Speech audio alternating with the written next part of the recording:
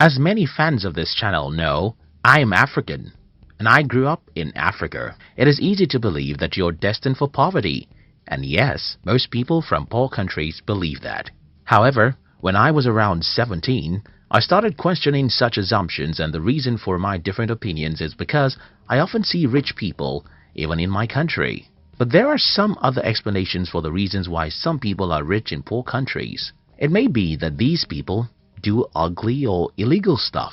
Maybe their father is a politician who has stolen a lot of money, or maybe it's just luck. Anyway, I decided to study how money works and see myself whether being rich has something to do with luck, stealing, or anything like that. By age 20, I already knew the formula of wealth creation, and I was ready to follow such formula. In today's video, I'll be sharing with you how to be rich in a poor country. If you're new here, consider subscribing so that you won't miss other interesting videos like this. Riches has no home. In his book, The Science of Getting Rich, Wallace D. Wattles provoked us to think about something very important. He asked us to stop thinking about poverty as though it caused by certain geographical location, but because if poverty has something to do with a particular geographical location, then certain people in certain geographical locations will be poor, while everybody else will be rich. But that's not so. As we make this video today, millions of people are poor even in the richest countries of the world. For example, more than 70% of Americans live from paycheck to paycheck, according to some studies.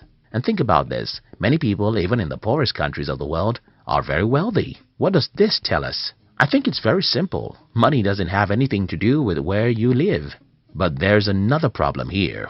If money doesn't have anything to do with where you live, then why do we have more poor people in certain continents than others? Why do we have more poverty in Africa and Asia than in Europe or America? I think I have an answer, and that has to do with conditioning. Like begets like. The story was told about a farmer who brought an eagle's egg from his farm. When the farmer got home, he added the 3 eagle eggs with his chicken's eggs, and his chicken hatched the eggs with hers. Many months after the little eagles have been hatched, they are there right with the chicks, eating everything the chicks were eaten, walking around the way the chicks walk around and having the same aspirations like those of the chicks. These 3 eagles grew up and lived their entire life just like chickens. They never flew or dared to leave like an eagle. I'm sure that you will believe this story easily because it happened in the kingdom of the birds. Well, like those eagles, like always begets like, even amongst human beings. So, what happens in poor countries is that when you're 7 years old, you'll notice that everyone around you is poor. And not just that these people are poor, they always blame someone else for their poverty. At age 7, you may not understand these people, but by the time you're 17, you're already successfully initiated into their evil world. What then happens is that as a young adult, whether you listen to your father, your mother, your uncles or teachers, everyone is blaming someone else for their state of being poor. It doesn't matter how strong you are, the natural thing to do is to become like these people. By the time an average human is 21 in a poor country, he has started thinking that the reason why he is poor is that the government or devil makes him poor. From this point, you can see how easy it is for these people to be poor and also make their children poor. It's pretty simple. Whenever you blame someone else for your life, what you're doing is folding your arms and saying, "It's not my fault. Let the man who causes man's poverty to come and make me rich. It's not my fault. Let the man who causes poverty to come make me rich." So the number one reason why most people are poor in poor countries is that everyone around them is poor when they are growing up. These people would not have become poor solely because everyone is poor. It's even worse because most poor people blame someone else for their poverty, and then they successfully teach their children to learn how to blame others for their lives. They have successfully destroyed such children's lives because they too will grow up not taking responsibility for their lives. The other problem about growing up in a community where everyone is poor is because you will never have any worthwhile mentor. Because everyone is poor, their advice will just lead you to where they are, and that's not where you want to be. For instance, I had to stop taking advice from everyone in my family when I was about age 19. The reason I stopped taking advice from these people is that all their advice is very bad, and they think their advice is the best.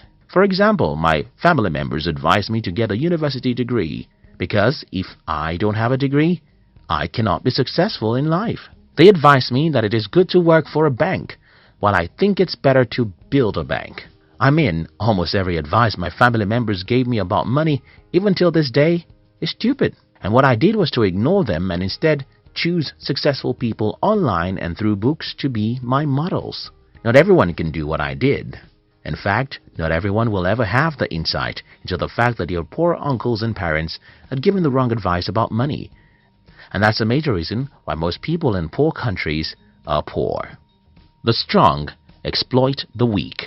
When I claim in this video that one of the reasons why most people are poor in poor countries is because they have poor mentors, someone will ask me, okay, who made the first man poor before he became a mentor for others? This is a good question, and the answer is in the fact that the world is a jungle where the strong eat the weak.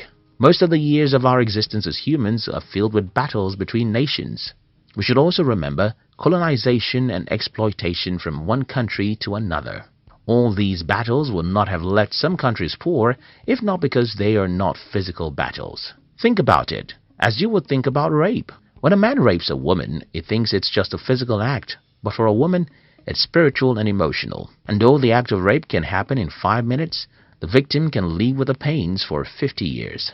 Similar things happen when a country invades, overpowers, and colonizes another for many years. For those who are asking how the first man became poor, I think that is how the first man became poor.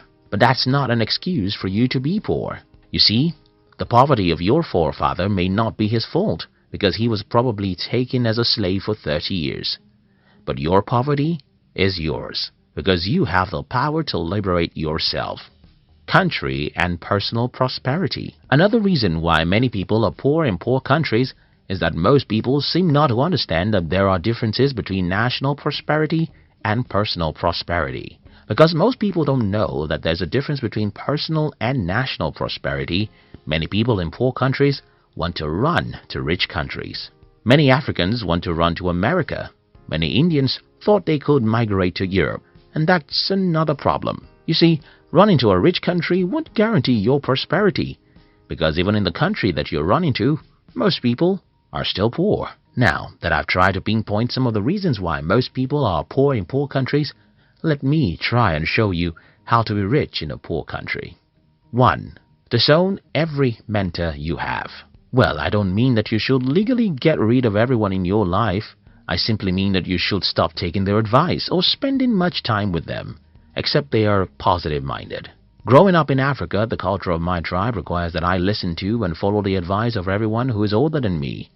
But at about the age of 19, I started revolting against the advice of my family members, especially their advice about money. When I was 21, it had become very obvious that I was a black sheep of the family. Until today, these people just don't have any advice I can follow about money. Don't get me wrong, I love my mother, father, uncles, and siblings. I love my African friends, but I don't take advice or spend time with you if you're negative. This is the first thing I think you should do if you're from a poor country. Do away with negative people. Stop taking money advice from poor people.